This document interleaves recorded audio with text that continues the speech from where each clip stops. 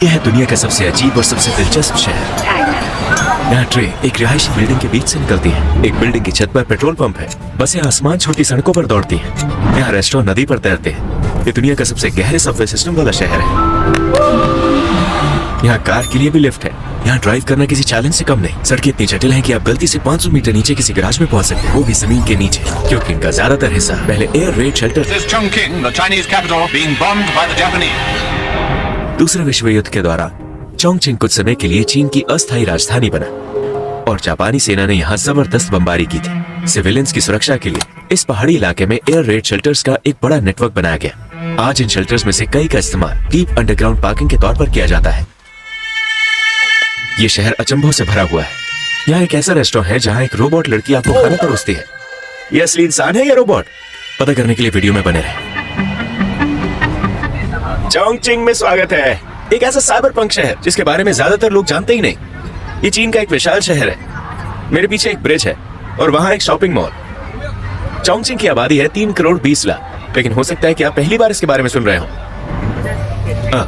इन 3 करोड़ में गांव वाले इलाके भी शामिल हैं।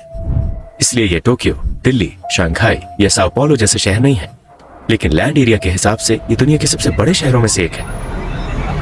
आज हम इसे एक्सप्लोर करेंगे और मैं दिखाऊंगा कि इसे दुनिया का सबसे अजीब शहर क्यों कहा जाता है। चोंगचिंग पहाड़ी और ऊबड़ खाबड़ इलाकों में बसा हुआ है। जैसे कि यहाँ आसपास देखो, बिल्डिंग्स, घर, दुकानें सब एक ही लेवल पर दिखती है। ऐसा लगेगा कि आप ग्राउंड फ्लोर पर हैं, लेकिन असल में आप 22वीं मंजिल पर खड़े हैं। यहाँ जमीन के ऊपर एक और दुनिया है। ये दुनिया के मेगा सिटीज में से एक हिडन जेम है, जिसे 5D सिटी भी कहा जाता है। यहाँ की मिर्च भी काफी मशहूर है, हॉटपॉट, और ये दुनिया के सबसे सस्ते शहरों में से एक है। रात होते ही एक रियल लाइफ साइबर पंक शहर बन जाता है। ये है चोंगचिंग।